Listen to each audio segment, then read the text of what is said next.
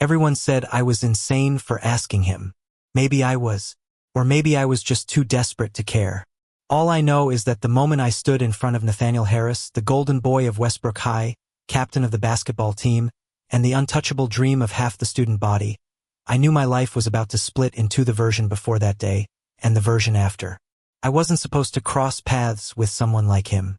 Guys like Nathaniel didn't notice people like me, the quiet kid who scribbled poems on the back of homework assignments and stayed invisible in the cafeteria. But I was tired of being invisible, tired of being weak. And so I asked him for something that, to everyone else, sounded like a suicide mission. I asked him to train me. He didn't laugh. That was the first shock.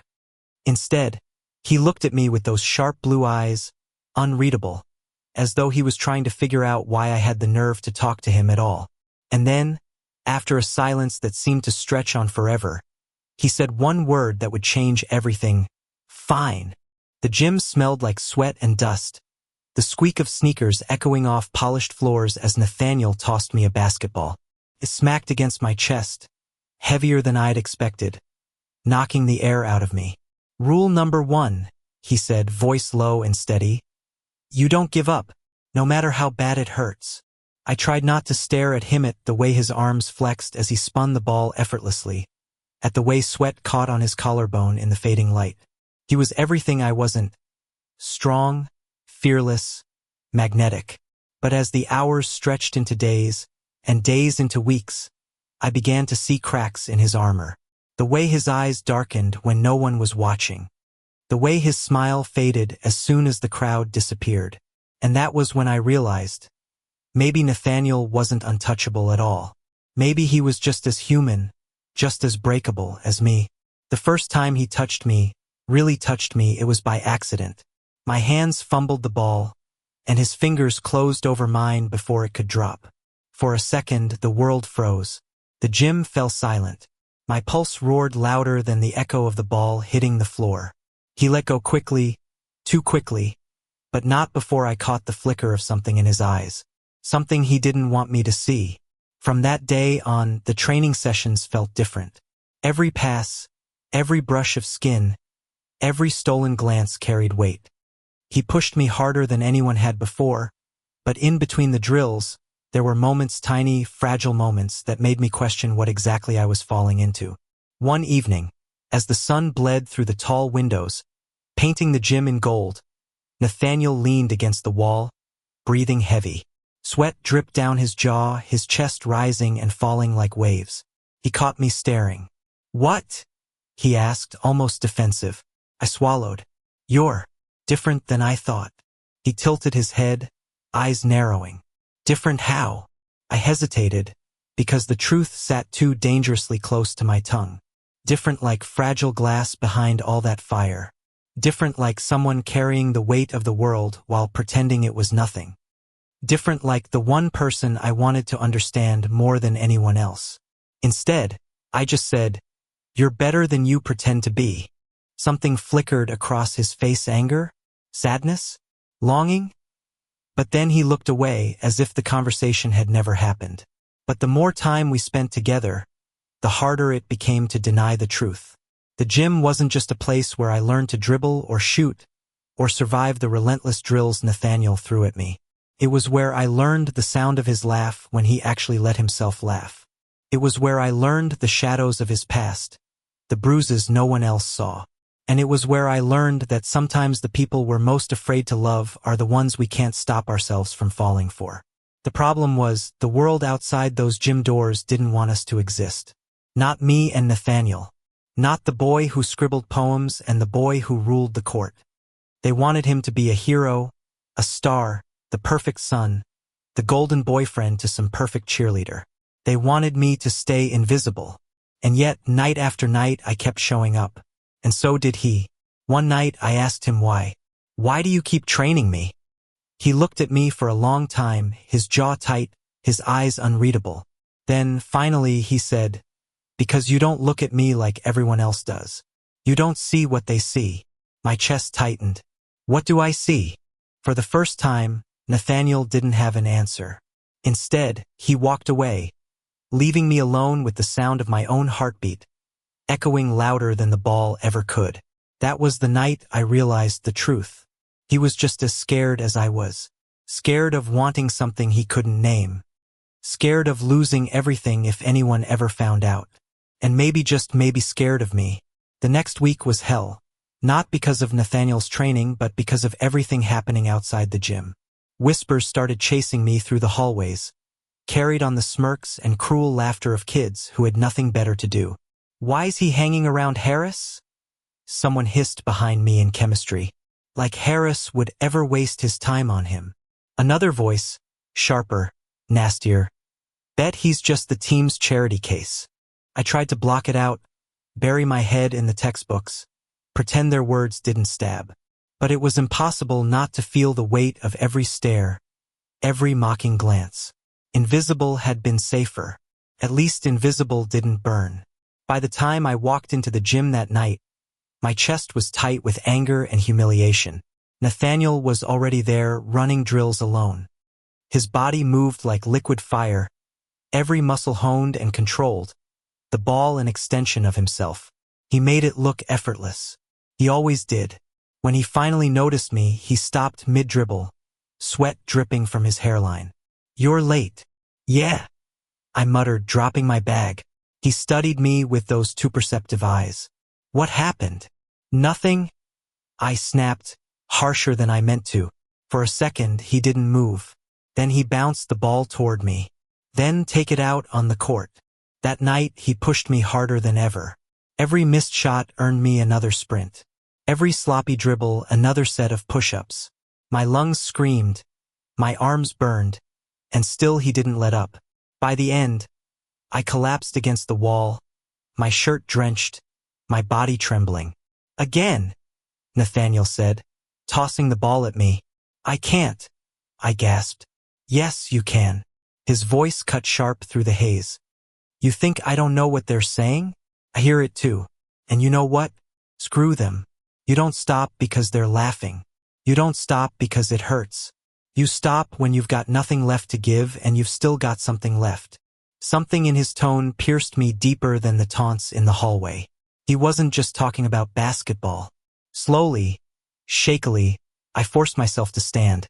And when I made that final shot, even though it clanged off the rim and skidded across the floor, Nathaniel smiled at Messmall. Rare, but real. "You're stronger than you think," he said quietly. And for the first time, I almost believed it. But strength didn't make things easier.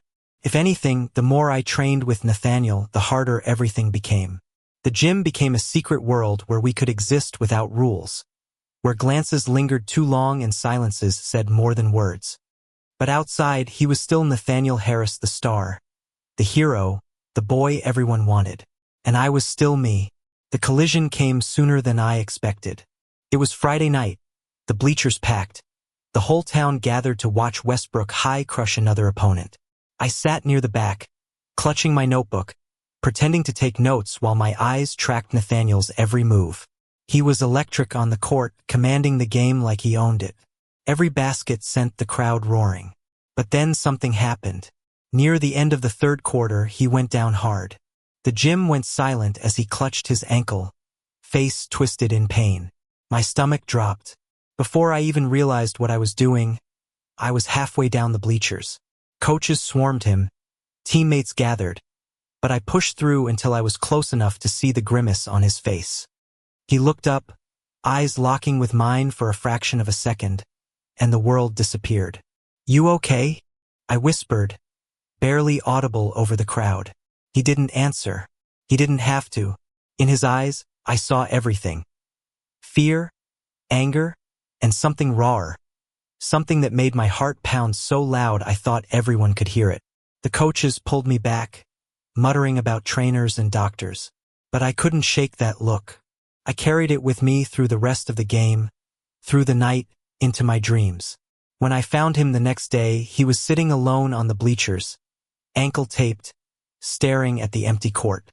"You shouldn't be here," he muttered without looking at me.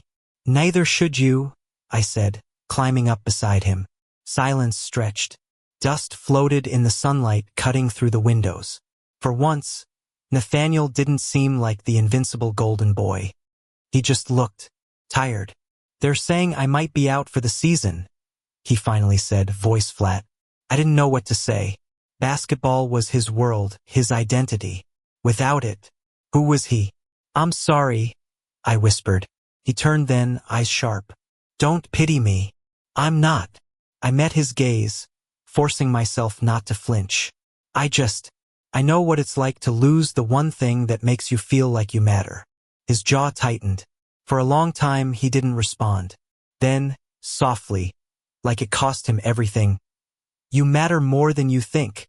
The words hit me harder than any insult ever had. My throat tightened. Before I could stop myself, I reached out, my hand brushing his. For a heartbeat, he didn't pull away. His fingers twitched, almost curling into mine. The air between us thickened, heavy with something neither of us could name. And then, just as quickly, he stood. "We should get back to training," he said, his voice strained. But we both knew it wasn't just training anymore. From then on, the lines blurred.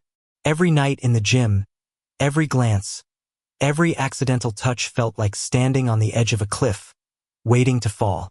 Sometimes I caught him staring, his jaw tense, his eyes dark with something unspoken. Sometimes I wanted to scream at him to just admit it, to admit that he felt it too. But Nathaniel Harris wasn't allowed to fall. Not for me. Not for anyone. And I wasn't sure if I was brave enough to catch him when he did. The night it all came undone. The storm outside matched the one inside me. Rain hammered against the gym windows as we practiced in near darkness, the lights flickering overhead. My hands were raw, my legs shaking, but Nathaniel kept pushing. "Again," he said, tossing me the ball. I threw it back, my frustration boiling over. "Why do you keep doing this?" He frowned. "Doing what?" "Acting like this is just about basketball." My voice cracked. "We both know it's not." The ball rolled away, forgotten. His chest rose and fell, his eyes flashing like lightning. For a second, I thought he'd deny it, laugh it off, walk away. Instead, he stepped forward, so close I could feel the heat of him. "You think I don't know that?" he said, voice low, rough. "You think I don't feel it every damn time you look at me?" My breath caught. "Then why?" "Because I can't." He cut me off, his hands clenching into fists. "I can't be what you want. I can't be that person." The words sliced me open. But beneath the anger in his voice, I heard it fear, the longing. "You already are," I whispered. For a heartbeat, he froze. And then, in the flicker of the storm, Nathaniel Harris closed the distance between us. His lips crushed against mine, desperate, hungry, trembling with everything he'd been holding back. The world outside vanished, the rain, the storm, the expectations, the weight of the whole damn town. All that existed was him and me and the truth we could no longer run from. When he finally pulled away, his forehead resting against mine, his breath ragged, I knew nothing would ever be the same again. The kiss didn't solve anything. If anything, it set fire to a room that was already filled with gasoline.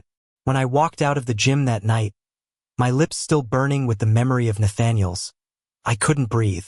The rain soaked through my jacket, thunder cracking above me, but none of it compared to the storm inside me. I wanted him. I had him.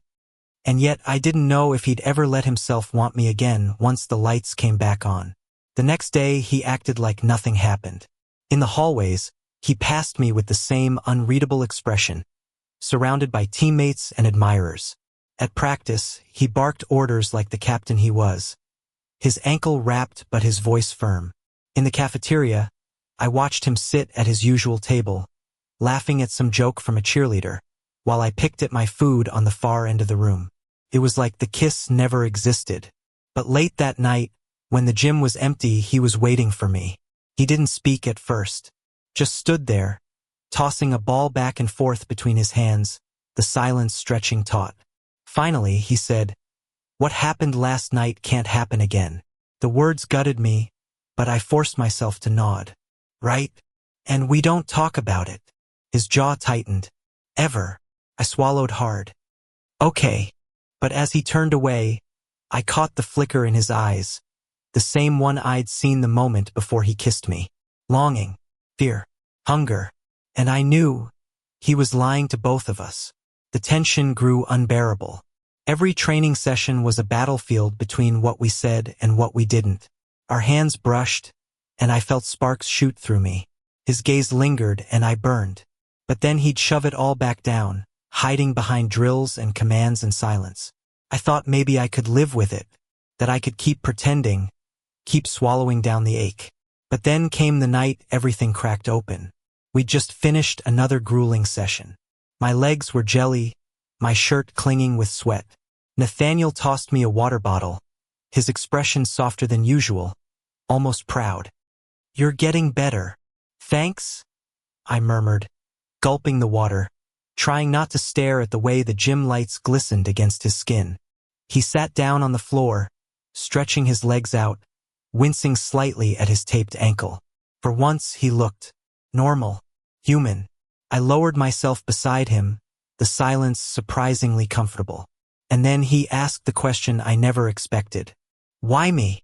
I blinked. "What? Why'd you ask me to train you?" His eyes searched mine, sharp but vulnerable.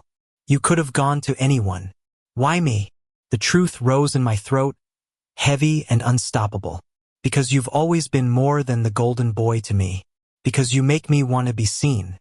Because when I look at you, I see someone fighting just as hard to breathe as I am." Instead, I said, "Because you're the best." He huffed a laugh, bitter and disbelieving. "That's not it." Silence stretched. My pulse thundered. And then, before I could stop myself, I whispered, "Because you make me feel like I matter." The words hung between us, too raw to take back. Nathaniel's breath hitched. His hand twitched against the floor, as if he wanted to reach for me but couldn't. "You shouldn't say things like that," he muttered, voice rough. "Why not?" I asked. "Because I don't know what to do with them," he admitted, his voice cracking in a way that shattered me. And then he was standing, pacing, running his hands through his hair like he wanted to tear himself apart. "You don't get it," he said, louder now. "People expect things from me. To be the star, the leader, the perfect son, the perfect boyfriend. If they knew, if they even suspected." He cut himself off, shaking his head. My chest ached. "Nathaniel." He turned on me, eyes blazing with a mixture of desperation and fury. "I can't lose everything. Not for this. Not for you." The words slammed into me like a punch. "Not for you." I forced myself to nod, even as my vision blurred. "Right. Got it." I grabbed my bag and left before he could see me break. The days after were torture.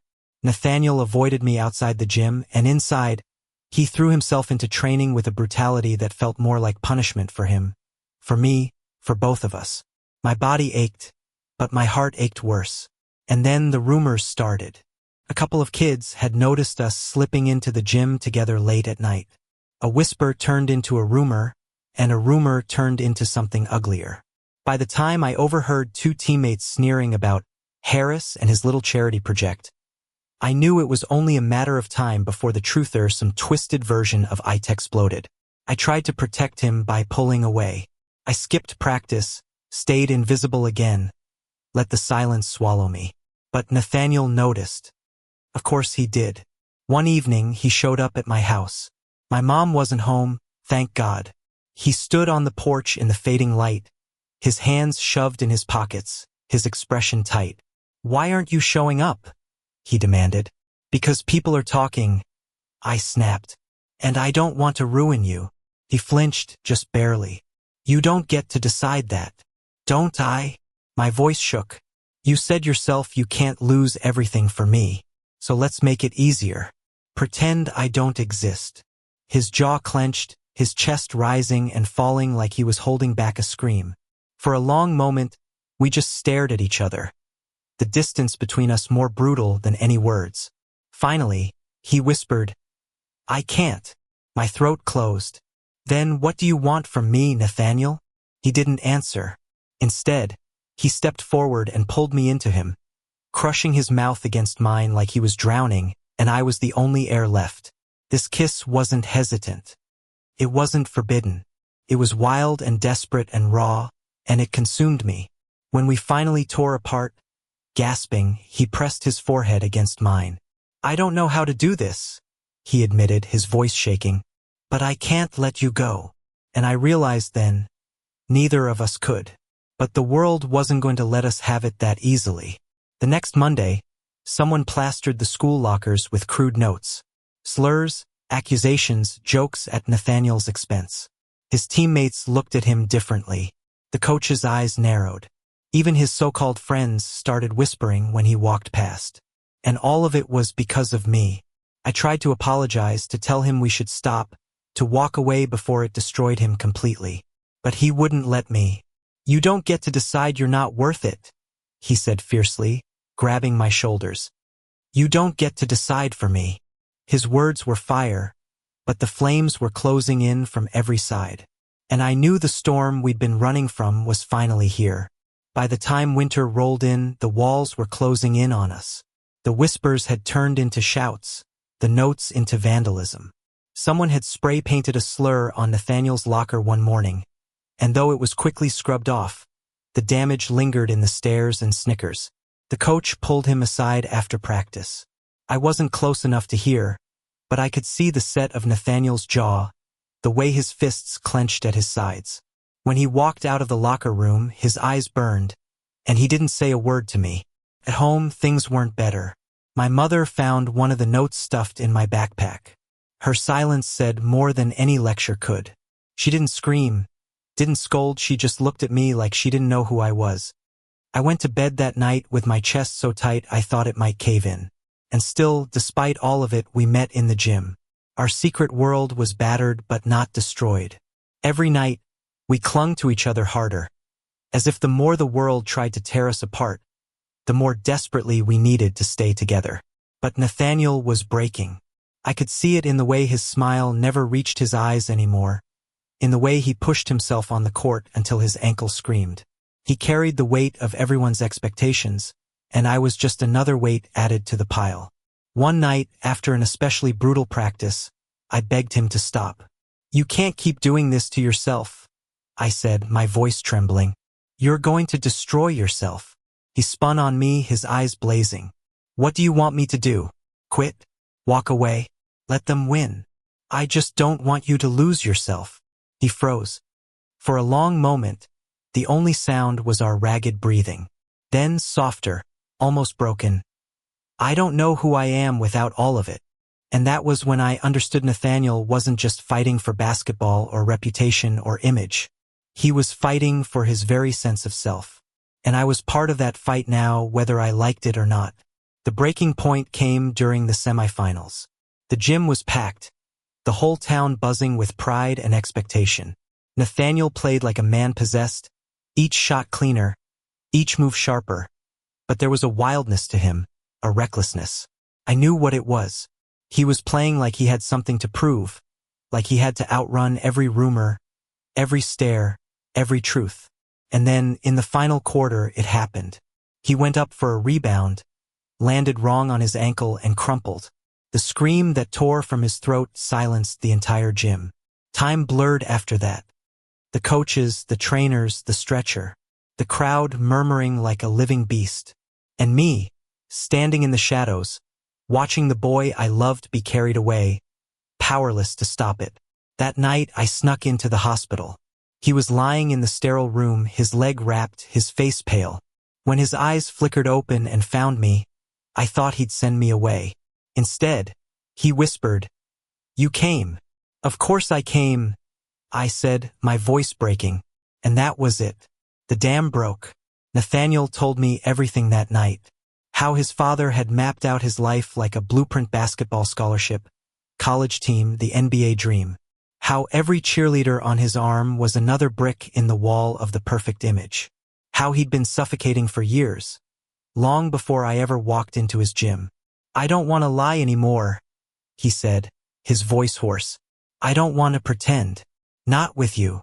I took his hand, my tears spilling freely. "Then don't." It was terrifying hearing him say it, but it was also the most beautiful thing I'd ever heard. The fallout was brutal. The injury ended his season, Scouts stopped calling. His father raged, his mother cried. The town shook their heads. And when Nathaniel finally told the truth about us, about who he was, it felt like the world tilted off its axis. We were ridiculed, ostracized, whispered about in grocery stores and at gas stations. I lost friends I never really had. He lost the golden boy shine that had once made him untouchable. But we still had each other. And slowly, painfully, we learned that was enough. Spring came, soft and green. Nathaniel's ankle healed, but he never played with the same fire again. Instead, he found new ways to fight, standing up to his father, carving a path that was his, not one handed to him. I found my voice too. The poems I once scribbled in secret became louder, braver. I read one at the school's open mic night, my hands shaking, my heart hammering, and when I looked out at the audience, Nathaniel was there, smiling at me like I was the only person in the room. It wasn't easy. Some days were hell. Some nights we lay awake, wondering if love was enough to hold against a world that seemed determined to break us. But then he'd take my hand, or I'd catch him laughing, unguarded and free, and I'd know it was worth it. Every bruise, every scar, every whispered insult. Worth it. The last day of senior year, we sat together in the empty gym, the place where it all began. The sun slanted through the tall windows, painting the court in gold.